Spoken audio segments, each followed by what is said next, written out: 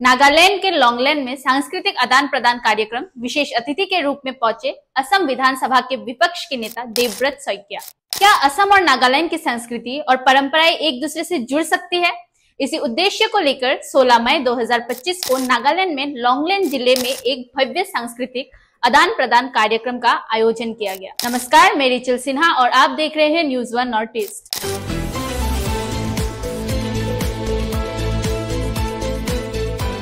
इस विशेष अवसर पर असम विधानसभा विपक्ष के नेता और विधायक श्री देवव्रत सैकिया ने मुख्य अतिथि के रूप में शिरकत की। कार्यक्रम का आयोजन लॉन्गलैंड जिला प्रशासन और फोम पीपल काउंसिल के संयुक्त तत्वावधान में योंगलोक पब्लिक ग्राउंड में किया गया। कार्यक्रम की शुरुआत प्रभु के आशीर्वाद के साथ हुई, जिसमें एच बाउ फोम की प्रार्थना की। इसके बाद फोम पीपल काउंसिल के अध्यक्ष YB अंगम फोम ने सभी अतिथियों का स्वागत किया। कार्यक्रम में नागालैंड के तामलू और नामसंग गांव के कलाकारों ने पारंपरिक नृत्य प्रस्तुत किया, जिससे स्थानीय संस्कृति की गहराई सामने आई। लॉन्गलैंड के उपायुक्त W मानपाई फोम और असम के शिवसागर के उपायुक्त श्री आयुष गर्ग ने एक एकता और सांस्कृतिक सहयोग का संदेश दिया। इसके बाद असम के कलाकारों द्वारा प्रस्तुत जैंग बिहू और हुसोरी बिहू ने कार्यक्रम में उत्साह की लहर दौड़ा दी और ये आदान प्रदान का प्रतीक बन गया।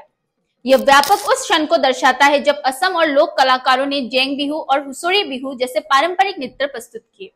इन नृत्यों ने कार्यक्रम में उपस्थित लोगों में एक नई ऊर्जा और उत्साह भर दी। कार्यक्रम का उद्देश्य था संस्कृति के माध्यम से राज्यों के बीच मेलजोल को बढ़ाना और असम के इन नृत्यों ने ठीक वही भावना दर्शाई। इसीलिए कहा गया कि ये प्रस्तुति आदान प्रदान का प्रतीक बन गई, यानी विभिन्न समुदायों के बीच सांस्कृतिक मेल और सौहार्द का प्रतीक। इसके अलावा असम के पूर्व अध्यक्ष कुशल डोवारी और TADC के अध्यक्ष मयूर बोरगोहाई ने भी संबोधन दिया।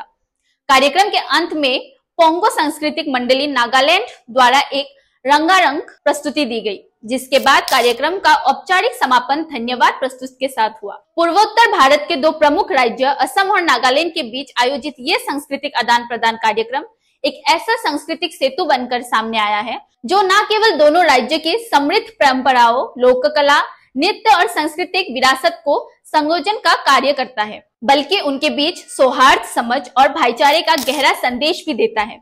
इस प्रकार के कार्यक्रम ये सिद्ध करते हैं कि भले ही हमारी भाषाएं, पहनावा, संगीत और जीवन शैली अलग हो, फिर भी संस्कृति के माध्यम से एक ऐसी साझी पहचान बनती है जो हमें एक सूत्र में बांधती है। जब विभिन्न समुदाय अपनी अपनी सांस्कृतिक विशेषताओं को साझा मंच पर प्रस्तुत करते हैं, तो ये न सिर्फ विरासत को बल्कि अगली पीढ़ी तक पहुंचने का माध्यम बनता है, बल्कि क्षेत्रीय, सामाजिक और राष्ट्रीय एकता को मजबूती देने का एक कार्य करता है। इस तरह के आयोजन विविधता में एकता की भावना को जीवंत करते हैं और ये दिखाता है कि भारत जैसे विशाल देश में संस्कृति केवल मनोरंजन नहीं बल्कि एकता का सबसे सशक्त माध्यम भी है। ऐसे और जानकारी वीडियोस के लिए देखते रहिए news one north east Guwahati.